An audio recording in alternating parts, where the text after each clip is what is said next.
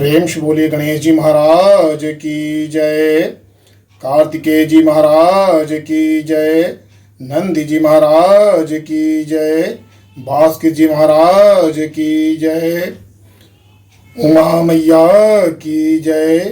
प्रेम से बोले हर हर महादेव।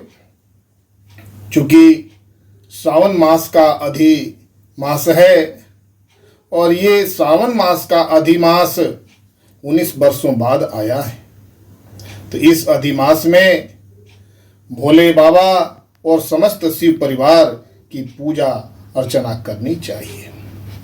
क्योंकि इस अधिमास की एकादशी को हम भगवान विष्णु और लक्ष्मी माता की पूजा करते हैं, तो वो तो पूजा हम करेंगे ही। तो प्रेम से बोले विष्णु भगवान की जय, लक्ष्मी माता की जय। आज शनिवार है, तो प्रेम से बोली शनि भगवान की जय। धर्मराज युधिष्ठिर ने भगवान श्री कृष्ण से पूछा कि हे भगवान, अब मैं श्री विष्णु जी के उत्तम व्रत जो सब पापों को हर लेने वाला तथा व्रती मनुष्यों को मनवांछित फल देने वाला है, उसका श्रवण करना चाहता हूँ। हे जनार्दन, पुरुषोत्तम मास की एकादशी जो अधि मास की एकादशी की कथा कही है, उसका क्या फल है, क्या वृतांत है, उसमें किस देवता का पूजन किया जाता है, प्रभु क्या पुण्य है, मनुष्यों को क्या करना चाहिए, विस्तार पूर्वक बताइए।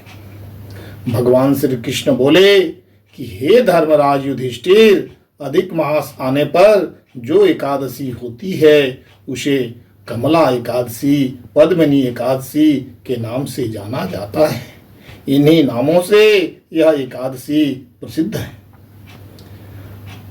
इस तिथि को उत्तम तिथि कहते हैं। इसके व्रत के प्रभाव से लक्ष्मी जी अनुकूल होती हैं। उस दिन ब्रह्म मुहूर्त में उठकर भगवान पुरुषोत्तम का स्मरण करें और विधि विधान पूर्वक स्नान आदि करके व्रती मनुष्य व्रत नियम पालन करते हुए इस व्रत को करें। घर पर जप करने का 1 गुना, नदी के तट पर जप करने पर 2 गुना, गौशाला में 1000 गुना, अग्निहोत्र गृह में 1000 गुना, 100 गुना और शिव जी के क्षेत्र में, तीर्थों में, देवताओं के निकट तथा तुलसी माँ के समीप और भगवान विष्णु के निकट अनंत गुना फल प्राप्त होता है। यदि आप इस व्रत को कर रहे हैं तो भगवान विष्णु लक्ष्मी जी स्वतः स्थापित हैं, भोले शंकर का परिवार स्थापित है, तुलसी मैया आपने पूजन में समर्पित किया है, जो गंगा जल है, यमुना जल है, उसमें नदियों का पुण्य भी आपको प्राप्त है। तो ऐसी स्थिति में आपको अनंत गुना फल की प्राप्ति होगी। इस व्रत की कथा को मैं कहता हूं, इसे ध्यान पूर्वक सुनिए। अवंतीपुर में शिव शर्मा नामक एक श्रेष्ठ ब्राह्मण रहते थे। उनके 5 पुत्र थे। इसमें जो सबसे छोटा था वह पापाचारी हो गया, इसलिए पिता और स्वजनों ने उसका त्याग कर दिया और अपने बुरे कर्मों के कारण वह निर्वासित होकर दूर वन में रहने लगा। दैव योग से एक दिन वो तीर्थराज प्रयाग जा पहुंचा। भूख से दुर्बल शरीर और दीन मुख लिए उसने त्रिवेणी, गंगा, यमुना, सरस्वती के संगम में स्नान किया। फिर भूख से पीड़ित होकर वो यहाँ मुनियों के आश्रम को ढूंढने लगा। इतने में उसे वहां हरि मित्र मुनि का उत्तम आश्रम दिखाई दिया। पुरुषोत्तम मास में वहां बहुत से मनुष्य एकत्रित हुए थे। आश्रम पर पाप नाशक कथा कहने वाले ब्राह्मणों के मुख से उसने श्रद्धा पूर्वक कमला एकादशी, पद्मिनी एकादशी के महिमा को सुनी, जो परम पुण्यमयी तथा भोग और मोक्ष को प्रदान करने वाली है। जय शर्मा ने विधि पूर्वक कमला एकादशी की कथा सुनकर उन सब के साथ मुनि के आश्रम पर ही व्रत किया।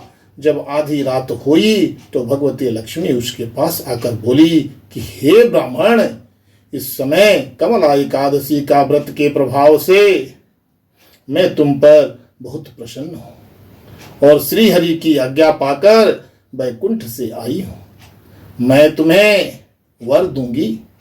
ब्राह्मण बोला कि हे माता लक्ष्मी, यदि आप मुझ पर प्रसन्न हैं तो वह व्रत बतलाइए जिसकी कथा वार्ता में साधु ब्राह्मण सदा संलग्न रहते हैं।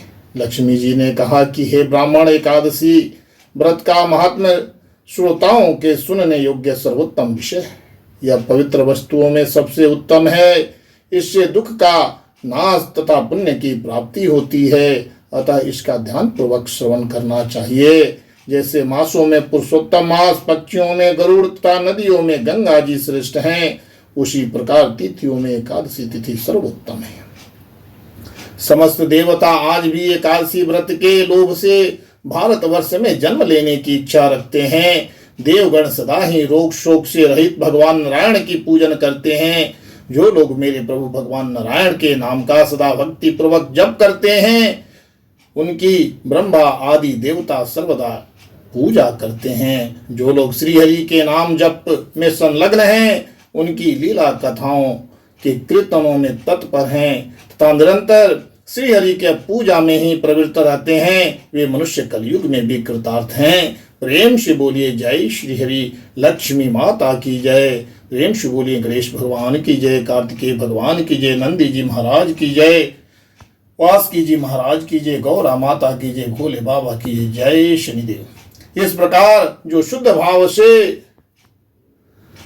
इस एकादशी का व्रत करता है, वह वैकुंठ धाम को प्राप्त होता है। भगवान श्री कृष्ण कहते हैं कि हे धर्मराज युधिष्ठिर, ऐसा कहकर लक्ष्मी जी उस ब्राह्मण को वरदान देकर अंतर ध्यान हो गई। फिर वह ब्राह्मण भी धनी होकर पिता के घर पर आ गया और इस प्रकार कमला एकादशी, पद्मिनी एकादशी का उत्तम व्रत करता रहा तथा एकादशी के दिन इसके महात्मा को सुनता, वह सब पापों से मुक्त हो जाता है। ऐसा करने से मनुष्य वैकुंठ धाम को प्राप्त होता है। इस दिन श्री हरि का भजन करना चाहिए। तो प्रेम से बोलिए श्री कृष्ण गोविंद हरे मुरारी, हे नाथ नारायण वासुदेव। श्री कृष्ण गोविंद हरे मुरारी, हे नाथ नारायण वासुदेव। पित मात स्वामी सखा हमारे, पित मात स्वामी सखा हमारे, हे नाथ नारायण वासुदेव।